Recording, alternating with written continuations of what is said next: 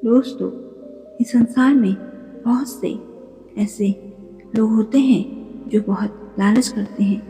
वो सोचते हैं हमारे पास और ज़्यादा धन होता, उन्हें संतुष्टि मिलती ही नहीं है। अगर आप भी ऐसे लोगों में से हो तो ध्यान से सुनना इस कहानी को।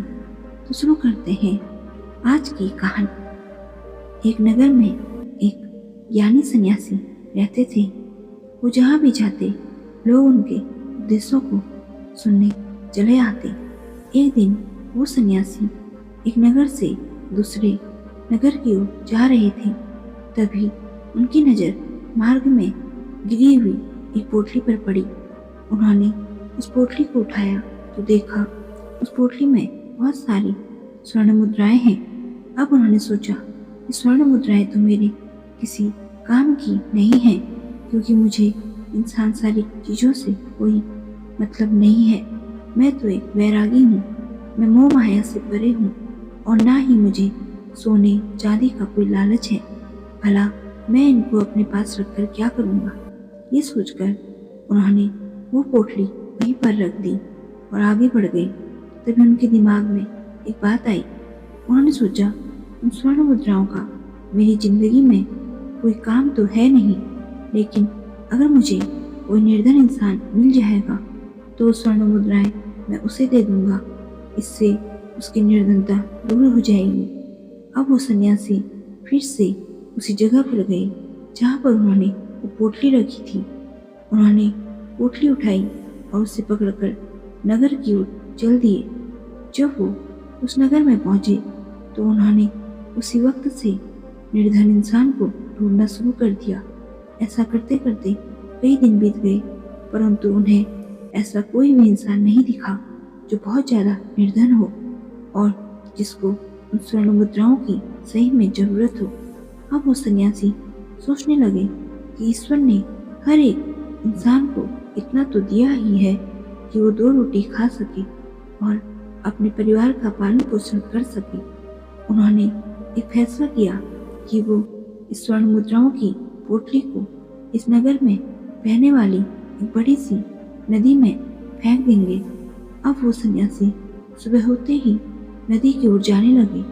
जैसे ही वो उस नदी के समीप पहुंचे तो उन्होंने देखा एक दूसरे राज्य का नरेश अपने ढेर सारे सैनिकों को लेकर उनकी तरफ आ रहा है। वो वहीं पर ठहर गए और उस नरेश के वहां से जाने की प्रतीक्षा करने लगे। जैसे ही उस नरेश ने सन्यासी को देखा तो उसने अपने सभी सैनिकों को वहीं पर रुकने का आदेश दिया। सभी सैनिक वहीं पर रुक गए। अब वो नरेश अपने घोड़े से नीचे उतरा और सन्यासी के सामने गया और उनसे कहने लगा, महात्मा जी, मैं दूसरे राज्य में लड़ाई करने जा रहा हूँ। आप मुझे आशीर्वाद दो कि मैं विजय होकर लौटूं, जिससे मेरा राज्य और विशाल हो सके और मुझे उस राज्य से बहुत सारा सोना चांदी और धन मिल सके। उस नरेश की ये बात सुनकर सन्यासी मुस्कुराए और उन्होंने वो स्वर्ण मुद्राओं से भरी हुई पोटली उस नरेश के हाथों में रख दी। नरेश ने सन्यासी की तरफ आश्चर्य से देखा और कहा, महात्मा जी, मैं आपसे आशीर्वाद मांग रहा हूँ और आप मुझे इस स्वर्ण मुद्राओं से भरी पोटली दे रहे हैं। मुझे विजयी होने के लिए इनकी नहीं, आपके आशीर्वाद की जरूरत है। लेकिन आपने मुझे स्वर्ण मुद्राएं क्यों दी? इनका मुझे देने का क्या कारण है? तब सन्यासी ने उस नरेश से कहा, मुझे ये पोटली मार्ग में गिरी हुई मिली थी। तब मैंने सोचा कि मैं ये पोटली उसे दूंगा जो बहुत ज़्यादा निर्धन होगा। मैंने सब जगह ढूंढा, परंतु मुझे ऐसा कोई इंसान नहीं मिला और आज जाकर मुझे तुम में वो निर्धन इंसान नजर आया, इसलिए मैंने ये पोटली तुम्हें दे दी। इस राज्य में तुम्हारे जितना निर्धन तो कोई है ही नहीं, जो सब कुछ होने के उपरांत भी किसी दूसरे राज्य में लड़ाई करके वहाँ की धन संपत्ति को लूटना चाहता है। यही कारण है कि मैंने तुम्हें ये पूरी पोटली दे दी। नरेश उस सन्यासी की बात समझ गया। अब उसे अपनी गलती का एहसास हुआ। उसने सन्यासी से हाथ जोड़कर माफी मांगी और अपने सभी सैनिकों को वहां से अपने राज्य की ओर लौटने का आदेश दिया। दोस्तों, इस कहानी से हमने सीखा कि हमारे पास अपनी आवश्यकताओं लायक जितना भी है, हमें उसी में खुश रहना चाहिए।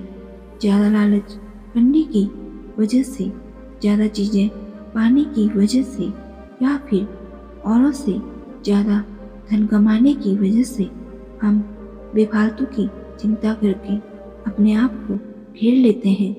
लालच का कोई अंत नहीं है। अगर कोई व्यक्ति धनी है और उसे फिर भी बहुत लालच है, तो ऐसा व्यक्ति कभी भी संतुष्ट नहीं रह सकता। इसलिए हमें कभी भी लालच नहीं करना चाहिए। दोस्तों, अगर आपको आज की ये कहानी पसंद आई तो वीडियो को लाइक, शेयर और चैनल को सब्सक्राइब जरूर करेगा। तो मिलते हैं दूसरी कहानी में। तब तक के लिए अपना और अपनों का ख्याल रखें और खुश रहें। धन्यवाद।